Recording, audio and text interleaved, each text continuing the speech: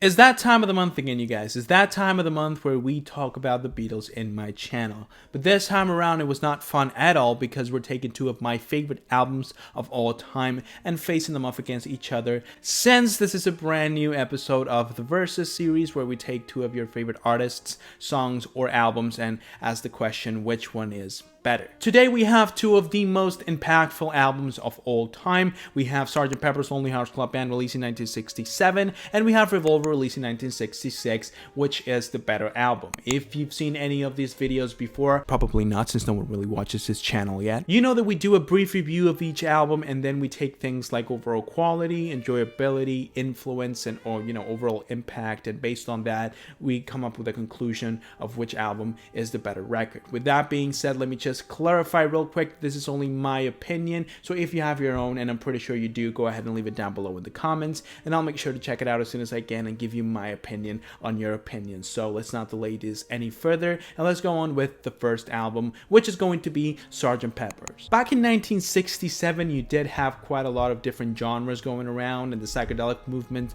was already going strong before Sgt. Pepper's. Actually, the Beatles themselves jumped in the psychedelic train with the album Revolver, and even some cuts and some production styles in Rubber Soul. But with Sgt. Pepper's, they capitalized on this sound and they showed everyone that you didn't really need it to fit in the pop standards to make a song go #1, or to make an album enjoyable overall. Also, you have basically the first concept album, or at least the first really popular concept album, because of course you have records that follow a cohesive narrative or try to follow a certain mood. However, an actual concept album is one that tries to create a narrative within the album, and that's exactly what Sgt. Pepper tries to do. Even if it only lasts for a couple of songs, I think the overall sound palette of the album follows that same narrative that was introduced in the first two tracks, which are definitely some of the greatest songs on the record. You have the title track, Sgt. Pepper's Lonely Hearts Club Band, being an incredible rocker. I love the guitar, I love the drums, I love Paul McCartney's performance. I think it's one of his best vocal performance, the way he reaches those high notes and still sounds so powerful. Then you have With a Little Help of My Friends, which in my opinion is one of the best Beatles songs out there. I know that the song is kind of played as this kid song that Ringo likes to play in his concerts, but when you listen to things like the production being so incredibly clear and every instrument sounding as loud as they should be, Ringo Starr's silly but also friendly performance, the backing vocals being so warm and welcoming, everything about this track just feels really nice. And even though of course the Beatles in this same album and in their entire discography, they have more interesting songwriting masterpieces and songs that are way more interesting than this one, I think that is songs like With a Little Help of My Friends that really captured the essence of the Beatles when they were just trying to make fun and enjoyable music. You have songs that changed completely the way that the band approached to songwriting, like She's Leaving Home, for example, a song where known instruments are played by the band members. The only thing that the band members actually do is the vocals, especially John Lennon and Paul McCartney having the lead. Paul McCartney definitely dominates this album with songs like Lovely Rita, Getting Better, and When I'm 64, and even though again songs like Lovely Rita and When I'm 64 are played as silly songs that are not really don't really fit with the grand achievement that this album represents, I think in my opinion they're part of the album, and the fact that they're so silly and so goofy fit the sound palette of the album. I don't think that Sgt. Pepper's Lonely Hearts Club Band, the concept is not this serious story that you need to be completely locked in with. It's not insightful or anything. In my opinion, it was just a fun concept the band members adopted to try and stimulate their creativity, and it worked really well because they're some of the most colorful Paul McCartney songs you'll find in the Beatles catalog. Of course, if you compare it to songs like Eleanor Rigby, Here, There, and Everywhere, or Good Day Sunshine, they're not going to feel as accomplished and as good, but I think that they fit really well with the album, and they're some of my favorite moments in the record. However, John isn't really left behind in terms of songwriting, because you have A Day in the Life and Lucy in the Sky with Diamonds. Even though A Day in the Life is credited to both John and Paul, most of the songwriting on that song, and actually Paul McCartney has said this multiple times, is credited to John. He made the best part of the song, so I think it's fair to say that it's his track. And these two songs are the highlights, definitely the best songs out of the entire album. Lucy in the Sky with Diamonds is the perfect example of what psychedelic rock music is. is. You have some incredible production in this track too, even though I feel like they could have put a little more thought into the way the vocals blend in with each other. But overall, I think it's a great track. And, overall, this album just feels like an incredible achievement for music, especially if you consider the fact that a lot of these songs could still be considered cutting edge and groundbreaking today.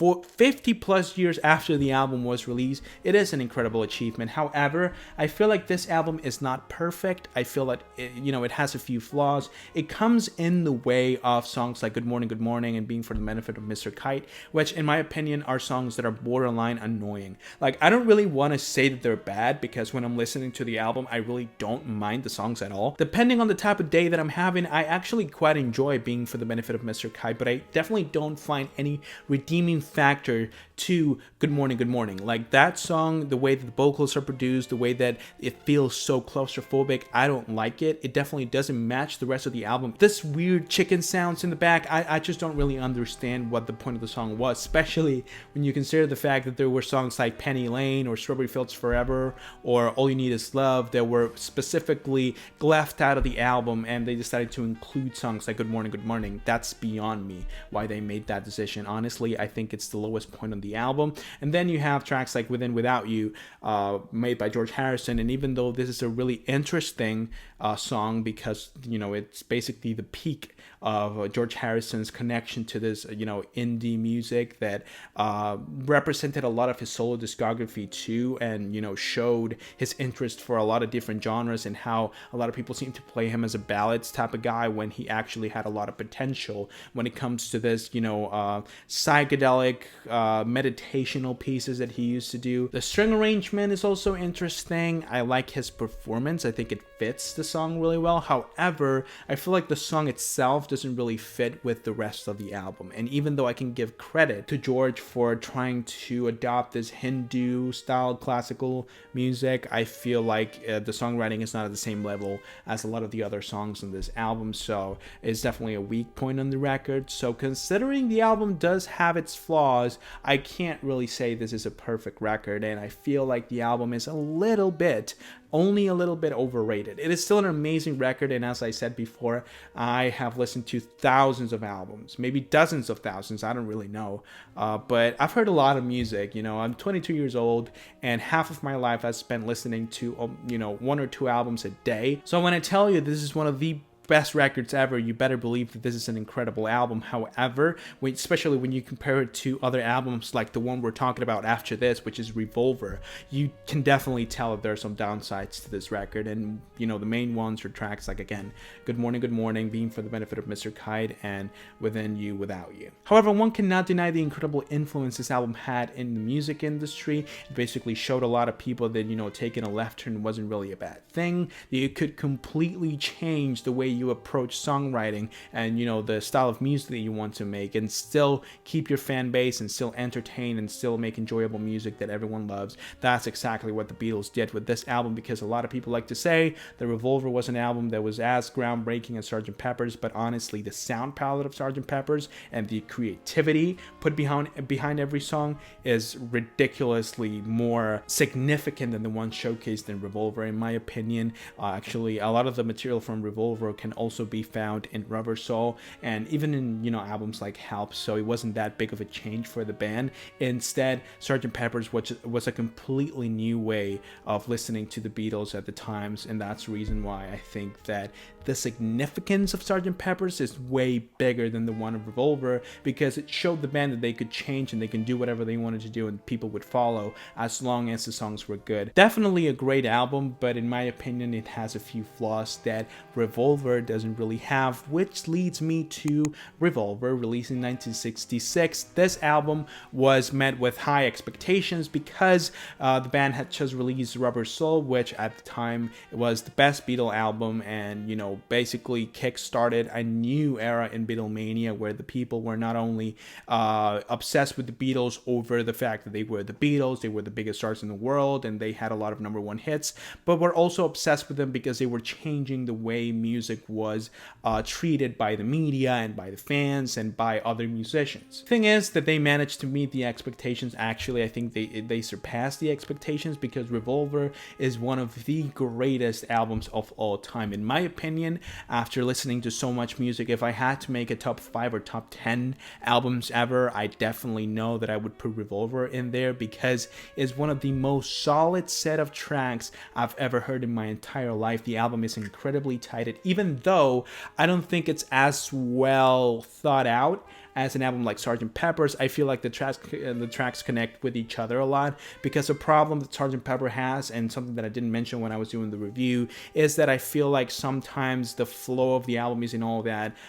good, isn't all that clean. When you jump from a track like Within You Without You to When I'm 64, it can be kind of confusing, I'm not gonna lie. Like, it's not a good switch of moods, because even though the band has showed multiple times you can switch from one mood to the other, especially in the White Album, where you have songs like Why Don't We Do It on the Road, which is one of the most gruesome and raw performances Paul McCartney has ever done, and then you go to I Will, which is one of the most beautiful and thinly instrumentally speaking songs that Paul McCartney has ever released. Then you have Your Blues by John Lennon, one of his most throat destroying performances ever. You go to Mother Nature's Son, which again is Paul McCartney with a folky ballad that in my opinion, one of the best songs in the album, by the way. What I'm trying to say is that, from switching from one mood to the other, you're not necessarily gonna break the flow of the album or ruin the continuity of the album. The way that it's done in Sgt. Pepper's just feels weird and awfully paced. Instead,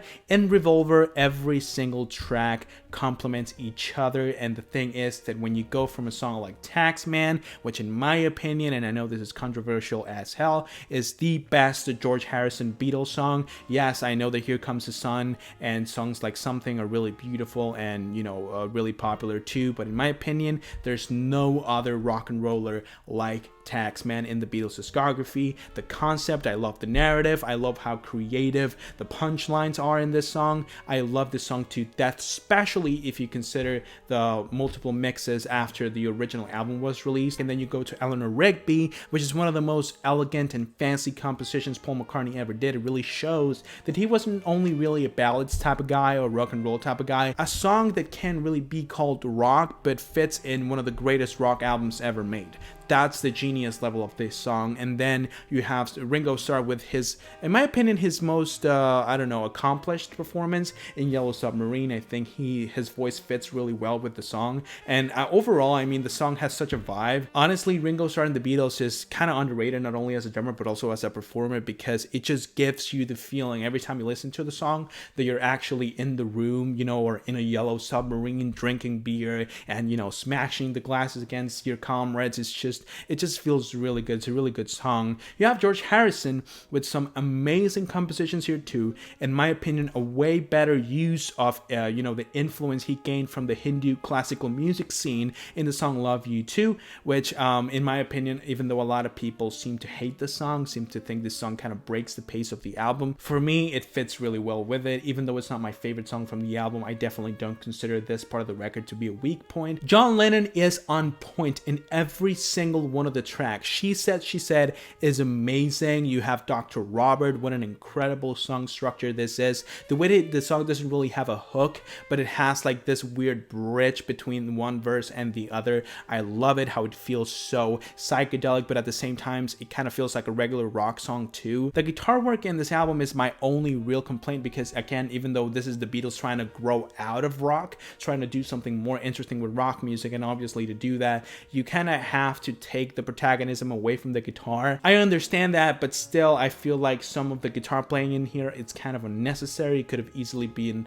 replaced for another instrument. It kind of feels like the guitar is in the background and not really doing anything, especially again songs like Dr. Robert, where you have this riff that is kind of like in the way of the song. I feel like if done differently or with another instrument, it would have been way more interesting overall. You also have In Your Bird Can Sing, and even though I literally literally just had a whole rant about how the guitar playing in this album isn't really that great. I believe that the guitar in this song is incredible, and it's one of the best things of the song too. John Lennon's performance, I really enjoy it too. So yeah, you have I'm Only Sleeping, which is one of my personal favorite John Lennon songs ever. The way this looped guitars and this, acoustic but also, incredibly heavy guitar playing is on point, and it works really well to create this dreamy atmosphere of, the track has. And then of course you have the psychedelic masterpiece Tomorrow Never Knows, which in my opinion is the best psychedelic song the Beatles have in their catalog. And yes, I know about Strawberry Fields Forever,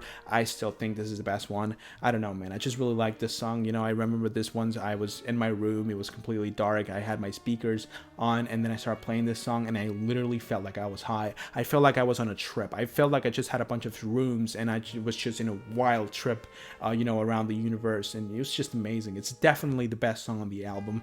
Paul McCartney was also on point, not only with Eleanor Rigby, but also with Here, There, and Everywhere, which is one of his most beautiful ballads. You have songs like For No One, which is incredibly elegant and beautiful too. I like this story a lot, and I can definitely understand why people don't really enjoy songs like Lovely Rita or, Martha My Dear, because the serious tone the songs had and the overall elegant nature of Paul McCartney in this stage of his career is unmatched and is way better than those that came after this one. You also have Got Get You Into My Life, that may seem like a love song, but it's actually a song about, I think it was weed or something like that. I don't really remember, but it's about drugs. That doesn't really take away the fact that it's incredibly enjoyable too. And the thing with this album, and even though I just basically said that every single song on this record is incredibly good, like the overall quality of this album is amazing. The thing with this record too is that the song structures are so different from what you saw in rock music back in the day, because even though Sgt. Pepper's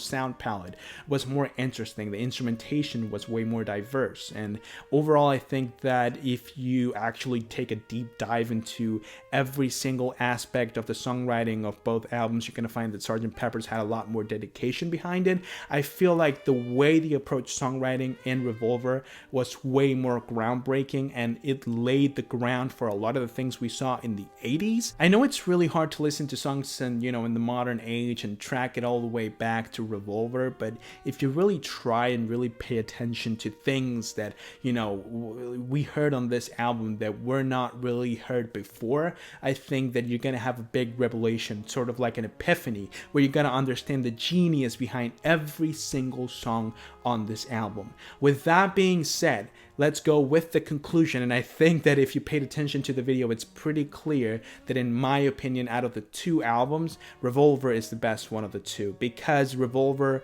is the peak of the Beatles' creativity in the studio. Even though I don't believe that Revolver is the best Beatles album, and if you want me, I can make a whole video on that, but for now I can tell you that in my opinion, this album, the track list, the overall quality of the record is way, way better than the one in Sgt. Pepper's. Even though Sgt. Pepper's, as I said multiple times in this video, and I have repeated myself, but I have to make a point. I think that Sgt. Pepper's has a way more diverse sound palette that inspired way more people than Revolver did. And, again, like I feel like, the instrumentation, the overall creativity, the band as a whole was in a way better shape in Sgt. Pepper's rather than, in the Revolver sessions. Remember that Sgt. Pepper's isn't really the only album that came out of those sessions. You also have Magical Mystery Tour, which is still a pretty good album too, and it has songs like Penny Lane, Blue AJ, Full on the Hill, and Strawberry Fields Forever, All You Need Is Love, Hello Goodbye. All of those songs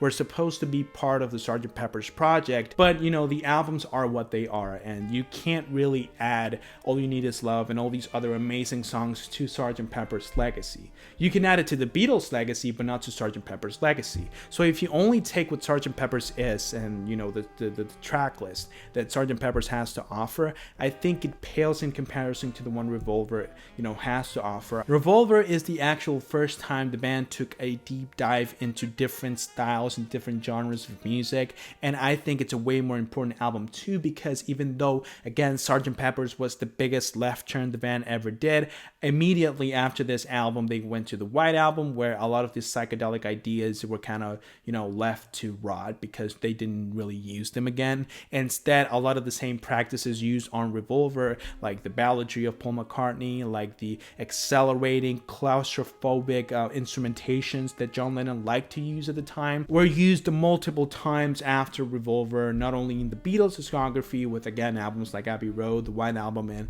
Let It Be, but also in their own respective solo discographies too. So I think that not only does Revolver offers a way more solid track list, I feel that it's a much more important album. Revolver is clearly the better project out of these two, and even though I love the Beatles and every single album is different, and there are times where I want to listen to Sgt. Pepper's over Revolver, if you ask me which one of the two I prefer, I will definitely say Revolver. That'll be it for today's video, guys. I really hope that you enjoyed. If you did, go ahead and leave a like on the video and subscribe to the channel so you don't miss any other videos that I upload. If you have any requests, if you want me to talk about a certain album, artist, or song, if you want me to react to a certain music news or whatever, go ahead and leave it down below as well, and I'll make sure to fulfill your request as soon as I can. Now, with that being said, once again, I hope that you guys enjoyed, and I hope that I can see you soon with a new video. But until then, bye.